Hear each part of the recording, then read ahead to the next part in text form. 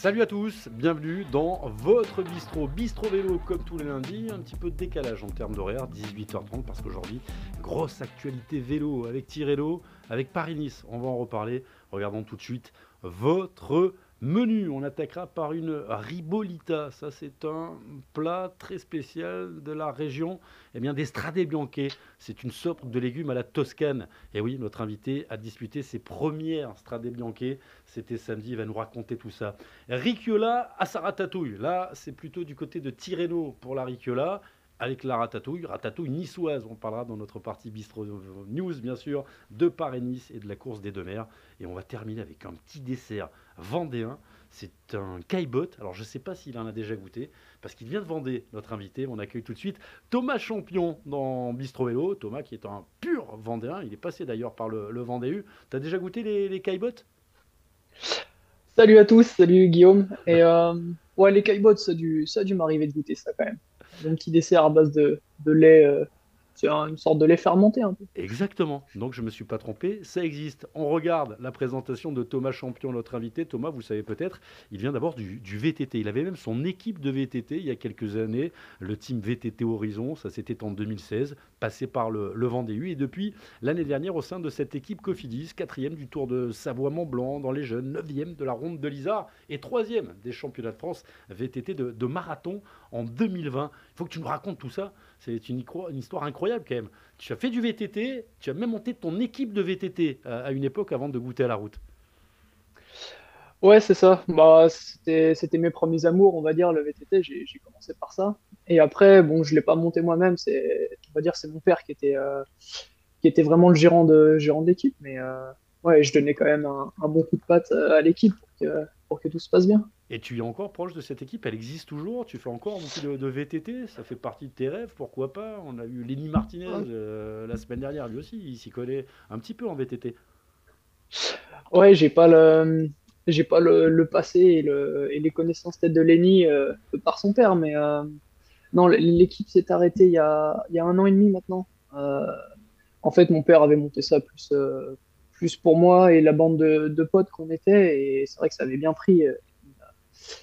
On avait fini par acquérir un niveau plutôt correct. Et après, il a basculé 1 an sur une équipe 100% féminine en VTT. Et notre partenaire Cycle a arrêté de nous suivre. Et voilà, l'aventure s'est arrêtée comme ça, mais sans regret. C'était 5 belles années de réussite en VTT. Et puis derrière, il y a eu la route, il y a eu ce parcours Vendée U. Et hier, tu disputais ton premier Strade Bianche, un champion dans les Sterati, ces fameux chemins blancs. On va voir une petite vidéo que tu as prise. On va d'abord parler de la reco. Ça fait quoi d'être au départ de cette course qui est en train de devenir mythique, j'ai l'impression, pour les jeunes coureurs, même si elle n'a pas le statut de monument. Alors, je vais te reprendre parce que c'est ma deuxième Strade Bianche. Ah, je me suis fait J'ai avoir. disputé Deuxième, pardon. en 2021 pour ma première année pro. Et c'est une course magique. Je pense que s'il y avait une course, s'il y avait une course d'un jour à disputer ou ma course préférée d'un jour, je pense que je te dirais l'Estradé. Parce que je sais pas, l'Italie, c'est une terre de vélo, c'est vraiment stylé, c'est les routes que j'aime bien. Et après, ouais, ce petit mélange un peu unique, original, qui rend la course belle et qui rend le vélo beau, un peu comme les pavés sur Roubaix ou d'autres courses atypiques. Là, vraiment, les chemins sont magnifiques. La Toscane, c'est beau. Et en plus de ça, c'est difficile parce qu'il y a du dénivelé, il y a un public, il y a une arrivée mythique d'Ancienne. Sienne, c'est une ville historique avec, quand tu arrives sur la place d'Ancienne, là, c'est magnifique, quoi. Donc, tout ça rend la course belle. La victoire de Tom Pitcock, on va parler de ta course. Tu étais plutôt bien placé. Et puis, le problème d'Estradé, la crevaison. Ouais, c'est vrai que la condition est plutôt bonne là, depuis 2, 3 semaines et bon, j'étais pas tout devant, mais j'étais, on va dire, milieu de peloton. J'étais avec Axel Zang qui était notre coureur protégé et ouais, j'ai eu crevaison. Je pense à un moment plutôt décisif de la course dans un secteur à 15% de moyenne. Enfin, trop difficile pour pouvoir reprendre la roue des voitures après et rentrer sur le peloton. Donc c'est vrai que c'était une grosse déception ce week-end. Ça m'a mis un petit coup au moral, voilà, parce que une si belle course, presque un monument, ça s'abandonne pas. Et là, voilà, j'ai été contraint par problème mécanique d'abandonner. J'ai pas pu voir l'arrivée. Et ouais, ça m'a mis un petit coup, mais ce n'est que partie remise. On a vu Axel à la fin, il y a pas mal de questions, tu connais le principe, il y a déjà Clément qui est là, il y a Ali, il y a Nicole qui regarde. N'hésitez pas à partager cette émission, on est en direct sur Facebook. Tout à l'heure, on sera en podcast, hein. Ça va sortir dans la soirée, et puis demain, disponible bien sûr sur l'application Eurosport.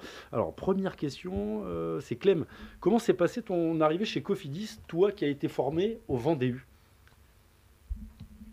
Euh, Bon, j'ai un parcours un petit peu atypique en venant du VTT.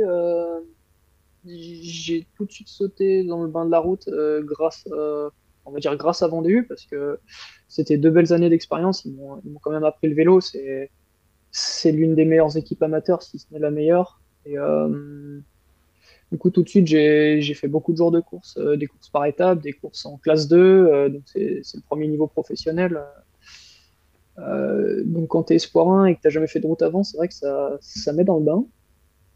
Ensuite, à la fin de la deuxième année, ils m'ont pas conservé, tout simplement. J'ai pas trop d'explications à ça. Après, au final, je m'y suis bien retrouvé Il y a parce un beau qu'il projet, fallait il un y a un beau programme. projet avec l'arrivée de Cédric, une équipe qui se structure également avec des leaders forts. Il y a Brian Cocard, il y a Guillaume Martin, on l'entendra, qui était sur Tirreno. Il y a Benjamin Thomas, on sent il y a un vrai collectif qui est en train de se mettre en place là depuis 2 saisons. Ouais, ouais, c'est sûr. C'est sûr, il y a un beau collectif, on a des leaders solides. Là, déjà, en ce début de saison, on a quatre victoires Cofidis avec quatre coureurs différents. Donc, ouais, il y a un vrai collectif qui se met en place et il y a besoin de main-d'œuvre pour soutenir nos leaders, quoi. Comment tu te définirais? C'est ça ton boulot aujourd'hui? Tu vas rouler comme on t'a vu rouler sur la Vuelta et derrière, tu es un grimpeur également, Thomas. J'ai un profil, on va dire, je pensais avoir un profil grimpeur. Maintenant, je suis un profil un peu plus passe-partout, entre guillemets. Bon, il y a tout qui me va à peu près, mais pas suffisamment fort pour faire de grosses différences en montagne. Donc, c'est vrai que moi, le rôle d'équipier, je le prends à cœur. J'aime faire ça. Et, euh, et je pourrais donner 100% de mes capacités au service d'un leader parce que j'aime ça et j'aime me dévouer pour l'équipe. Et souvent, ça le rend bien.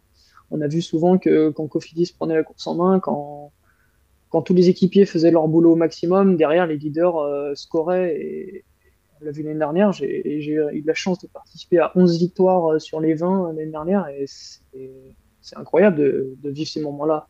De se dévouer et que le leader récompense par une victoire, c'est plutôt agréable. Oui, c'est la vie, hein, j'ai envie de dire.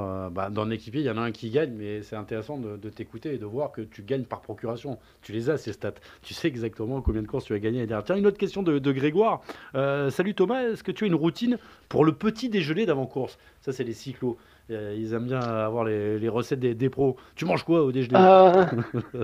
Euh, Qu'est-ce que je mange au déjeuner? Alors déjà, je mange Avant-course, beaucoup. hein. Ouais. Alors déjà, je mange beaucoup. Après, je vais rester sur du riz, essentiellement du riz, une omelette, pourquoi pas un avocat avec ça, et quelques tartines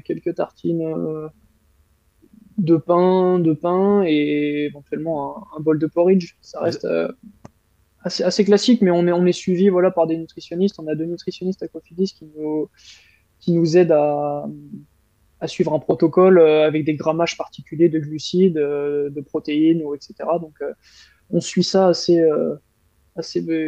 rigoureusement.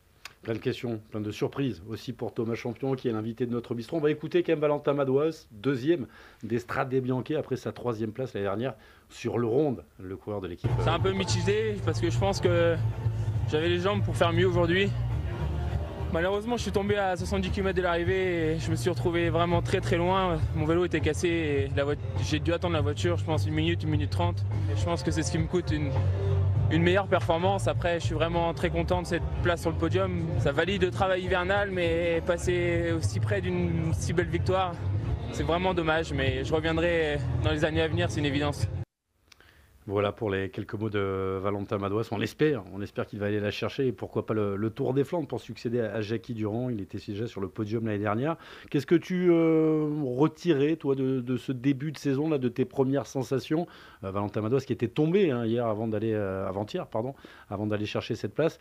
Comment tu te sens là? On est de retour de stage, les premiers dossards, c'est toujours important pour voir si le travail a bien été validé. Je crois que tu es quelqu'un qui travaille beaucoup l'hiver. On en rediscutera, mais tu bosses, toi, l'hiver. Ouais, j'ai plutôt un profil à beaucoup travailler, à beaucoup rouler. Tout simplement, j'aime ce que je fais.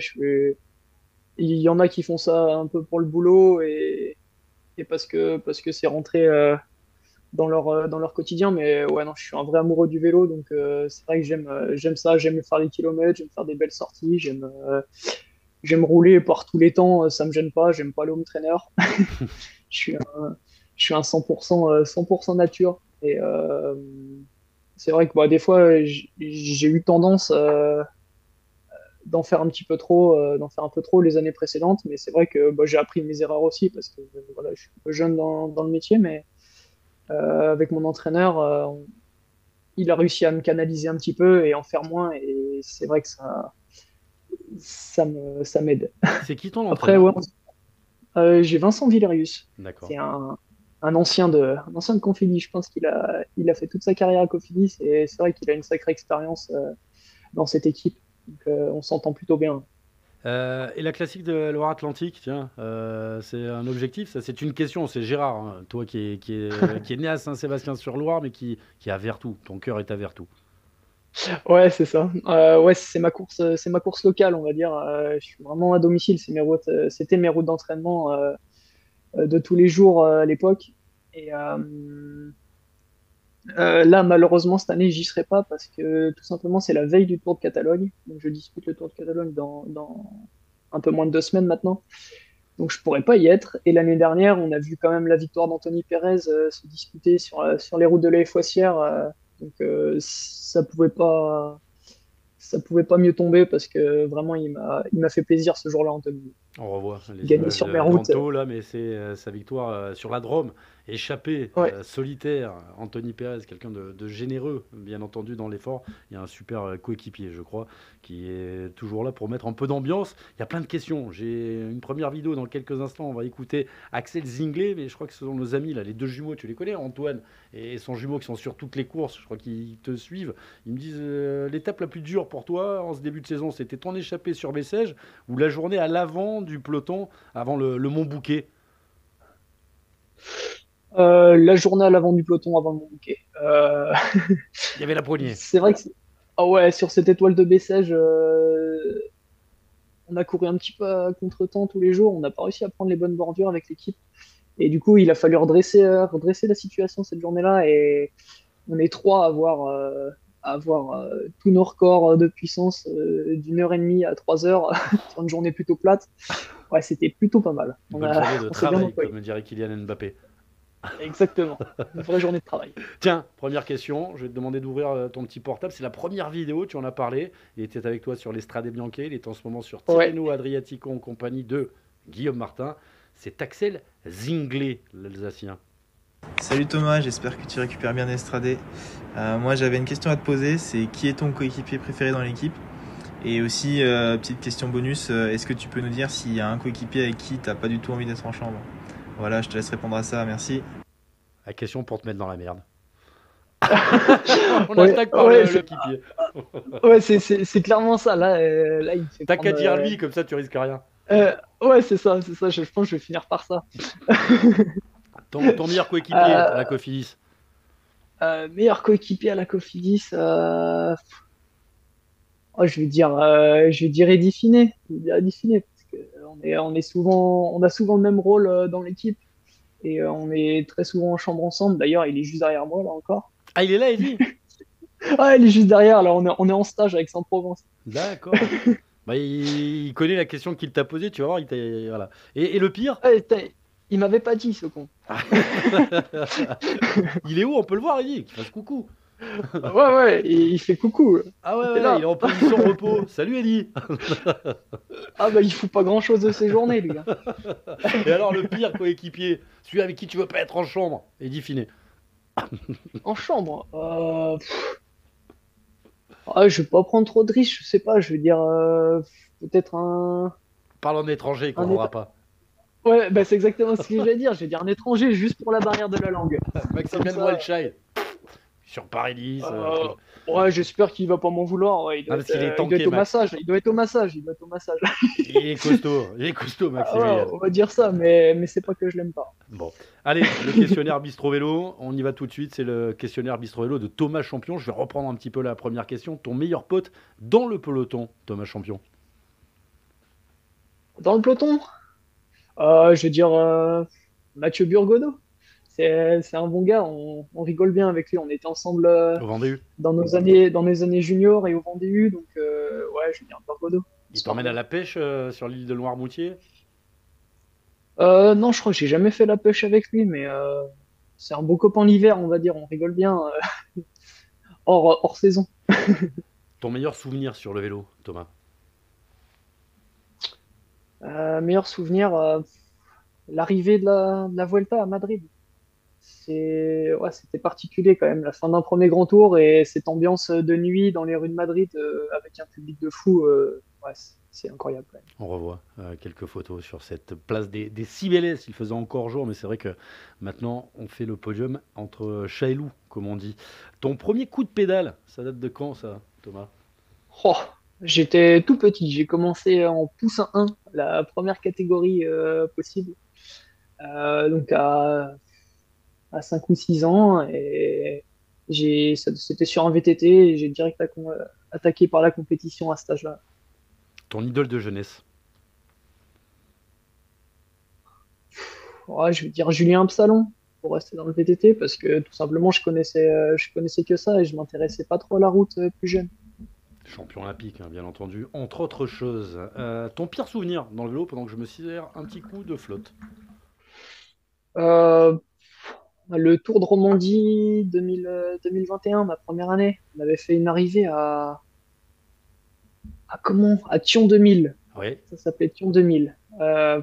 Je me souviens, je m'étais accroché, peut-être un peu trop accroché du coup, dans l'avant-dernier col et j'avais pété à 2 kilomètres du sommet. Le groupe Eto, ça faisait peut-être 1 heure qu'il était déjà formé derrière. Aïe. Et je me suis retrouvé tout seul, 40 kilomètres dans la vallée. Et au pied de Thion 2000, je me souviens avoir regardé le compteur, voir 2 degrés. On était à 700 mètres d'altitude, il fallait monter à 2200. Ah ouf. Et t'étais à combien On de avait retard là? Bah, je sais pas trop, j'avais peut-être 6 minutes sur le groupe de tête, mais le groupe Eto était bien trop derrière pour que je l'attende. J'étais tout seul, sans voiture, j'avais froid. Et on est arrivé là-haut congelé, et je me souviens de cette image de Elia Viviani qui me réchauffait les mains et les pieds avec le sèche-cheveux du bus. Enfin, Ah, c'est la c'était classe, assez se faire mythique. réchauffer les pieds par Ilia Ouais. Viviani, quoi. T'as donné à tout le Ouais, monde, ouais, mais- il y a pire, il y a pire, c'est vrai, mais ouais, bien glacial. Super, c'est la fin, mais tiens, puisqu'on en est là, avant de passer à la deuxième partie, on va parler de Paris-Nice et de Tirreno. Il y a une petite question, il y a Clem encore, il est inspiré. Est-ce qu'il y a un autre sport qui te passionne, à part le vélo, à part le VTT? Euh, je suis un petit peu de tout. J'aime bien le tennis, le biathlon. Voilà, des choses, mais après, je pratique pas beaucoup d'autres sports. Non. T'es pas football, Ça. pas FC Nantes. Ah, alors absolument pas. Non, tu me feras pas jouer au football. D'accord, bon, c'est bien. C'est il faut tout, il faut tout. Allez, on passe à la deuxième Ah ouais. partie. Bistro News, on va te. Bon, j'imagine que tu as regardé un petit peu. Aujourd'hui, victoire de Mats Pedersen sur la deuxième étape de Paris-Nice. Mats Pedersen qui s'était déjà imposé l'année dernière, le coureur de l'équipe Trek Segafredo, qui en profite pour aller chercher le maillot jaune. A noter que Tadej Pogacar a encore fait les bonifs. Il a pris 6 secondes aujourd'hui.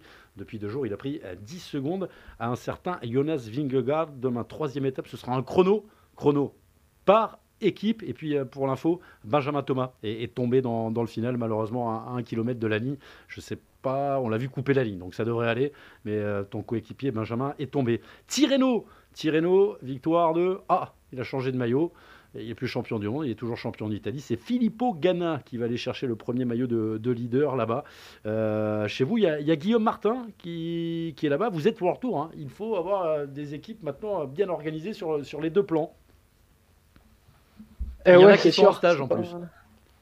Ouais, pas facile. Là, on a presque 3 fronts parce qu'au final, voire 4 parce qu'on avait un front en Belgique, un front Stradé, un front qui était à Paris-Nice en reconnaissance du chrono et déjà sur Paris, et un front qui allait à Tirreno. Ouais, ça fait 4 fronts. Donc nous, le front Stradé, on est rendu en stage dans le sud de la France, mais ouais, il faut une sacrée organisation dans une équipe World Tour. La suite de ton programme, d'ailleurs, c'est quoi? Là, je fais Catalogne, Eurosport. Eurosport, Ouais. Jura, Besançon-Doubs. C'est Thibaut Pinot Eurosport. qui gère l'organisation. Ouais, bon, bah, si c'est Thibaut, ça va. Et après, normalement, je vais sur le Giro. Eurosport. Deuxième Ouais. Donc on va devoir Eurosport. rouler comme sur la Vuelta. Deuxième grand tour, donc. C'est ça. On a une idée de l'équipe qui t'accompagnera sur le Giro? Je pense pas que ce soit un secret, mais ouais, on n'aura pas de leader pour le classement général. On aura des chasseurs d'étapes avec Victor Lafay normalement. Et j'ai cru entendre les 2 Herrada avec Ressus et Rosset, mais je crois que c'est pas confirmé. Victor qui est sur Tirreno, qui devrait avoir qui devrait avoir un petit peu de place parce que, écoute, ça c'est Guillaume. Il était tout à l'heure dans Bistro Vélo, il nous raconte mes aventures du jour. Pardon? Qu'est-ce que j'ai dit? Ah oui, il était dans les rôles à pédale. Merci Sébastien Petit qui est là. C'est mon ange gardien, on ne le voit pas, mais il me corrige, il a bien raison. Oui, il était sur Tirreno et il a fait le chrono. Malheureusement, il a crevé, Guillaume, on l'écoute. Oui, ça s'est assez mal passé. Je suis un peu dépité là. Et c'est un chrono à l'image de mon début de saison avec toujours un peu de malchance. J'ai crevé juste après l'intermédiaire, donc vraiment avant le mi-parcours. Et j'ai dû terminer avec le vélo de route sur un parcours aussi roulant. C'était un sacré désavantage. C'est déjà pas ma spécialité, le chrono. Alors, si j'ai des bâtons dans les roues comme ça, j'ai perdu énormément de temps. Et en vue du général, c'est évidemment assez préjudiciable. Donc, voilà, forcément déçu après le chrono. De retour, cette fois avec Thomas. Une petite photo là de toi et de Guillaume Martin. Il est comment, Guillaume Martin, comme leader? J'ai l'impression qu'il est quelqu'un qui fait très attention à ses équipiers. Ouais, c'est vraiment un bon leader. Je pense que tout le monde est content de rouler pour Guillaume parce que il est plutôt sincère dans ce qu'il dit, dans ce qu'il pense. S'il a quelque chose à dire, il le dit assez franc. Et pour le coup, on n'est jamais déçu parce que le nombre de top 10 qu'il peut faire, quoi qu'il arrive, on est sûr que Guillaume sera là. C'est un super mec. Je pense qu'il passe bien avec tout le monde et on peut lui faire confiance dans l'équipe. On en discutait tout à l'heure avec Philippe Gilbert sur le plateau des Rois-Lapais. Il disait finalement c'est la meilleure chose qui puisse t'arriver. Tu vas pouvoir aller prendre les coups et peut-être aller en gagner une parce que c'est vrai qu'il est toujours dans cette stratégie du classement général, un petit peu engoncé par les points UCI. Et Cédric, il veut des points, c'est normal. Guillaume aussi, il veut des points. Ouais, je pense que tout le monde veut des points et après Guillaume, c'est vrai que ce classement général peut le bloquer un petit peu, mais comme c'est un mec qui n'a jamais rien, je pense que mentalement il est incroyablement fort parce que il lâche jamais le morceau, quoi. C'est où? C'est la Vuelta? C'est la Vuelta qui termine. Il est en vrac complet. Je sais même pas comment il a terminé. Ouais, et il a une chute où il perd je ne sais combien de minutes et jour après jour il remonte, il prend une échappée qui lui refait gagner 3 minutes, qui leur faire gagner 30 secondes. Après, le lendemain, une étape, il perd 2 minutes, il va les rechercher le lendemain. Il lâche jamais, quoi. Ça t'inspire, ça? Cette résilience presque d'un Guillaume Martin? Ouais, c'est sûr, c'est inspirant. C'est inspirant. C'est quand même l'un des top cyclistes français. Et ouais, il faut une sacrée force mentale pour faire ce qu'il fait. Enfin, physique déjà. Le physique, il l'a. Et mental pour s'accrocher comme ça. Ouais, ça c'est sûr. On attaque par le mondomètre. Avant de passer à la dernière partie, c'est le classement des victoires. Regardez, la Cofidis est à 4. Hein. Elle est bien placée. Alors, il y a la Total Énergie. On parlera du Françomètre tout à l'heure. Ce qui est important, c'est de voir la Soudal. La Soudal Quick Step de Patrick Lefebvre. Vous savez, c'est le Soudal qui est en crise. Bah, hier, avec une victoire de Team Merlier, ils en sont en 11 victoires. Aujourd'hui, une victoire de plus pour les Trek. Et puis une victoire aussi pour l'équipe Ineos, bien sûr, avec Filippo Ganna. Le France-Omet, ça donne ça. Total Energy devant, mais la Cofidis, eh bien, déjà 4 victoires, tu l'as dit, avec 4 coureurs différents. Des podiums également. C'est un très très bon début de saison. Et ça a commencé par une très bonne nouvelle pour tout le monde. C'est la victoire de Brian Cocard. Brian Cocard qui a enfin remporté sa première course World Tour. C'était sur le Tour Down Under. Tu l'as senti soulagé, le coq, après cette victoire? Ouais, clairement. Clairement, je pense qu'il a cherché depuis un bout de temps. Il l'attendait et tout le temps avant le tour. Ouais, c'est vraiment quelque chose qu'il affectionnait. Il a toujours fait deuxième. Je sais plus ce qu'il me disait l'année dernière à la Volta. Il avait 17 ou 18 places de deuxième avant le tour. Sur la libération. Là, j'étais content pour lui. Ouais, dis-moi, tu le connaissais un petit peu d'avant. Vous êtes un peu du même coin. Alors, on est clairement du même coin. Mais on vous ne connaissez pas. Non, on se connaissait pas. On se connaissait pas dans Cofidis. Pourtant, il est passé par le Vendée U. On habite à 25 km l'un de l'autre, mais jamais roulé avec lui et je le connaissais pas du tout. Donc, belle découverte à Cofidis. La victoire que tu rêves, on parle un peu de ta saison qui a été bien lancée. C'est Frédéric qui pose cette question. Est-ce qu'il y a, tu m'as parlé de Stradé, on a parlé de ta course, la classique Loire-Atlantique, mais est-ce qu'il y a comme ça, quelque part dans un coin de ta tête, tu vas me dire une victoire à l'Alpe d'Huez? Non, je sais pas. Le Giro, vraiment, c'est une course qui m'inspire vraiment. Et, C'est quoi cette fascination des Français pour les je sais Italiens? pas. Je sais pas ce qu'il y a spécialement, mais ouais, les pâtes, le parmigiano, les ravioles, tout ça, c'est on y va juste pour ça. Non, mais je sais pas, les Alpes suisses, les Dolomites, les choses comme ça, les étapes arrivées au sommet, les étapes dantesques, je sais pas, le maillot rose, c'est tout ça. Le Giro m'inspire vraiment et je pense qu'une victoire sur une échappée, c'est pas, au sommet d'un col au Giro, ça fait des frissons. On va noter ça, Ouais. on va noter ça. C'est le moment de la deuxième question piège des copains. Cette fois, c'est Alexandre Delettre, que tu connais bien, un jeune qui arrive dans ce collectif de l'équipe Cofidis. Je te laisse l'ouvrir, Alexandre Delettre. Salut Thomas, alias Champlard pour les intimes. Ouais, j'avais une petite question à te poser, c'est si actuellement tu travaillais un peu plus le chrono. Non, parce que je sais que tu as une revanche à prendre. Pour l'instant, il y a 1-1. Donc, je voulais voir ce que ça allait donner sur notre prochain chrono en commun. Allez, bise.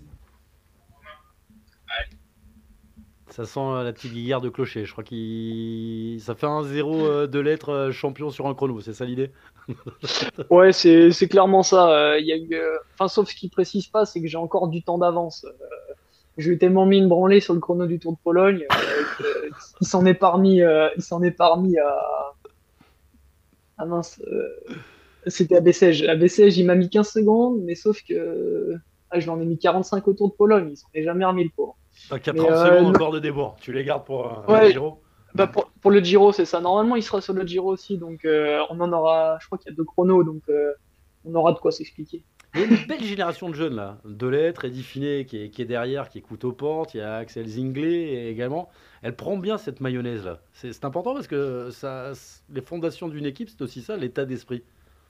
Ouais, je pense que c'est ce qu'a voulu construire un peu Cédric. On est quand même, je sais pas, je dirais 6-7 jeunes, qui plus est français, donc on s'entend tous bien. Et je pense que ouais, enfin, je sais pas si on peut appeler ça la relève, mais du moins on s'entend bien et on espère prendre nos marques dans l'équipe et la faire avancer dans les années à venir. Est-ce qu'on apprend beaucoup dans Alain Deleuil qui a prolongé Alain, toujours quand vous allez sur une Coupe de France, vous allez sur les courses dures, même si toi t'es pas trop un Flandrien. Alain, c'est important aussi d'avoir ce genre de personnes dans une équipe pour transmettre. Quels sont les petits conseils que donne un Alain Deleuil aux jeunes? Alain, ouais, c'est sûr que c'est une pièce, on va dire une pièce maîtresse de Cofidis. Enfin, ça fait des années qu'il est là. Je pense que ça fait 50 ans qu'il rallonge d'1 an. Quand on en parle à toutes les autres équipes, ouais, s'il y a un DS qui fait penser à Cofidis, c'est Alain. Donc, bon, il a une certaine expérience. Il a connu, je crois qu'il a même eu Cédric, notre manager actuel, Exact. en tant que coureur. Donc, c'est un truc de fou. Je pense qu'il a vu des générations passer. Il connaît les courses comme sa poche, les courses belges, les courses françaises. Je pense qu'il les a toutes faites. 10 fois peut-être. Et ouais, bon, il apporte une expertise et là on sent que voilà, c'est sa dernière année, il a envie de bien faire encore, donc c'est bien. Il m'avait dit que c'était l'année dernière, sa dernière année, il m'avait dit je vais essayer de prolonger. J'ai demandé à Cédric. Après, voilà, c'est aussi l'héritage de cette marque, de cette équipe qui est dans le vélo depuis très longtemps. On a une pensée aussi pour quelqu'un qui est passé par là, c'est Kiki, Bernard Kilfen, qui est parti et qui nous a laissé. Et c'était le DS Bernard Kilfen, je ne sais pas si tu le sais, de Jackie Durand, lorsqu'il a remporté le Tour des Flandres. Voilà, pour la Non, petite anecdote. je le connaissais pas, mais Un grand monsieur aussi. Vidéo, tiens, Eddy Finet, il est derrière toi, il t'a envoyé une petite vidéo. C'est le moment. Alors je regarde. Bon, ça va, c'est pas trop dur. ça va, c'est pas trop dur. Bon, je Vas-y. regarde. Salut mec. Alors j'ai une petite question pour toi. Je voudrais savoir comment tu fais pour arriver aussi fort au stage de décembre. Voilà, c'est vrai que tu en as impressionné plus d'un là-bas, donc je voulais savoir si tu coupes ou si tu débranches pas pendant l'hiver. C'est lui qui t'a balancé. Il paraît que tu n'arrêtes pas de rouler. Tu débranches pas l'hiver. Ah ouais, c'est ce que t'as eu. Eh ben, alors je t'avoue qu'au stage de décembre, je me suis moi-même épaté, hein. C'est vrai qu'on a tendance à me dire que je roule un peu trop fort en stage. Euh, Il y a Alexandre, il m'appelle Van der Champ, alors c'est pas mal. Il m'appelle Van der Champ et Pérez, il m'appelle Champ Armstrong. Alors bon, bah, je sais pas comment je dois le prendre, mais du moins Bien. l'entraînement, ça allait bien. Et ouais, ça allait plutôt bien. Bah, je t'avoue que je sais pas trop comment l'expliquer, mais souvent ce qu'on dit, c'est qu'après la Vuelta, les reprises d'après coupure, ça passe plutôt bien. J'ai fait un mois de coupure et je pense qu'en une semaine, j'étais presque remis et ça allait tout bien. Après, je sais pas. J'ai fait des petites vacances au Pérou à 3800 mètres Ah d'altitude. bah c'est ça, c'est les vacances au Pérou. Ah, La ouais, prochaine, tu pense fais que 5 je pense semaines. que c'est ça. Ouais, et j'emmène le vélo pour la reprise. Alors là, Non, mais attention t'as les gars. juste l'altitude, ça suffit. T'es comment, toi? Vacances sac à dos? On a Ouais, quelques clairement. photos de celles qui t'accompagnent dans tout, mais voilà, nous, on est comme ça, on respecte la vie privée, donc on avait des photos, on les met pas, mais beaucoup de sac à dos. Toi, tu l'as dit, tu es quelqu'un qui aime la vie, qui aime découvrir des choses. Oh, Et ouais, l'autre? je vais plus aller randonner, visiter, aller au sommet de la montagne que faire de la plage et bouffer des tacos. Mais bon, j'ai fait un peu des deux, mais plus de rando que de tacos.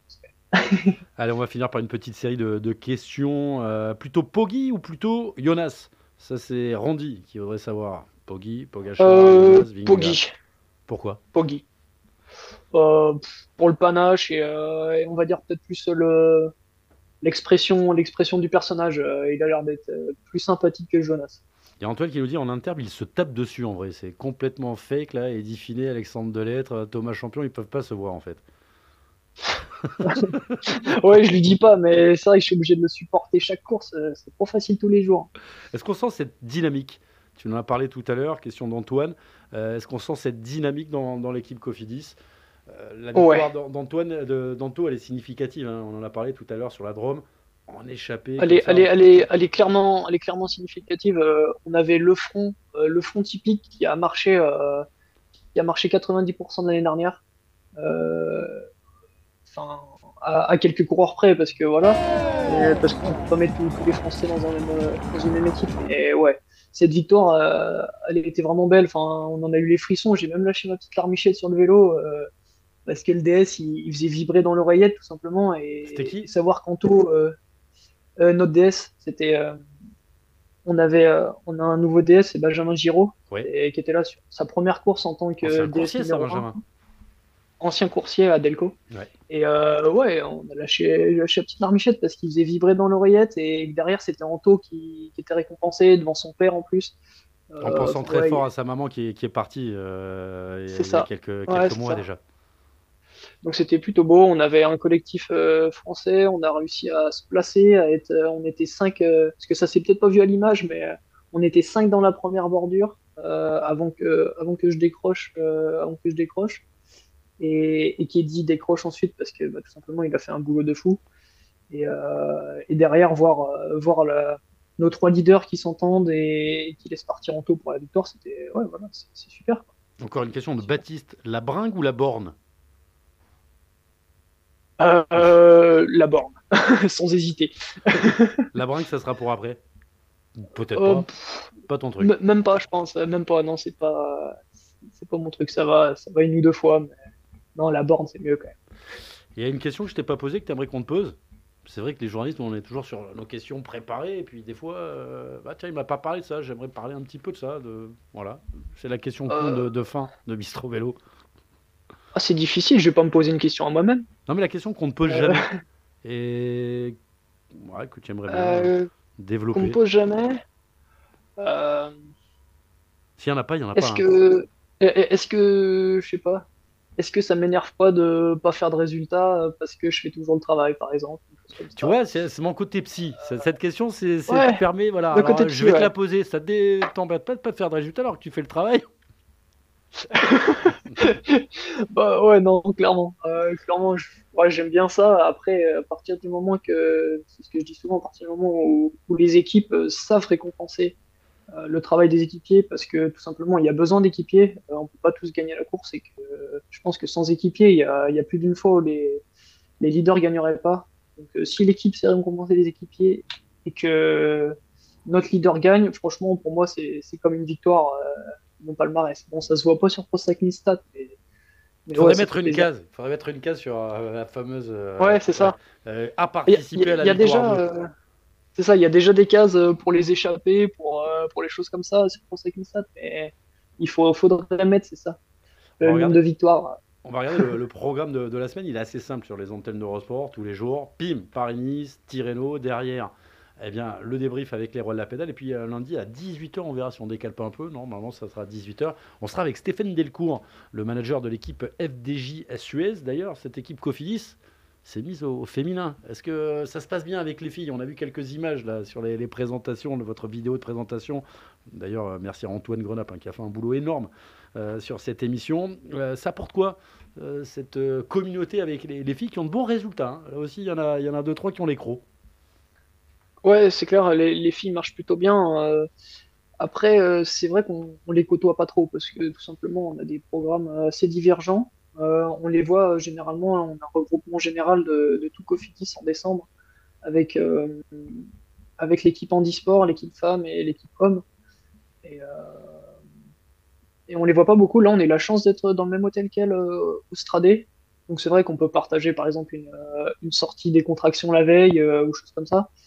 Et après, bah, je trouve que c'est plutôt bien parce que faut vraiment développer ce côté-là du cyclisme féminin qui est encore pas vraiment au niveau de celui des hommes. Et C'est on a peut-être pas le senti but que c'est d'ailleurs. bien. C'est peut-être pas le but d'être au niveau de celui des hommes. Mais il y a les choses qui changent en tout cas. Nous, on le voit sur les Ouais, c'est ça. audiences, on le voit sur l'implication. Moi, je trouve que ça permet de s'aérer un petit peu là, de confronter les points de vue. Je trouve que ça amène une vraie fraîcheur au sein des équipes qui jouent le jeu. Ouais, ouais, ça fait vraiment du bien. Ça fait vraiment du bien. Je pense que ça fait un truc un peu plus ouvert à toutes et à tous. Et, euh, et puis on voit maintenant les grandes courses qui se mettent à aussi faire leurs propres courses féminines. Et ça c'est bien pour elles et ça va leur apporter beaucoup dans les prochaines années. Un grand merci, Thomas. On sait un petit peu plus sur toi. Allez, combien c'est? Une petite heure. L'émission disponible en podcast, bien entendu. Et puis demain, Ouais, on peut retrouver Bistro Vélo sur l'application Eurosport. Ça, c'est simple comme tout. Tu dis à Eddy qu'on s'occupe de lui dans pas longtemps. ok. Je sais pas s'il regarde la vidéo, mais il prend note. On s'occupe de lui et on t'enverra pour prendre ta revanche. Un grand merci, Thomas. On te retrouve sur le Salut, Tour merci de Guillaume. Catalogne, si j'ai bien écouté. C'est ça. Salut, Allez, à à la lundi. semaine prochaine. Salut. Ciao. Ciao.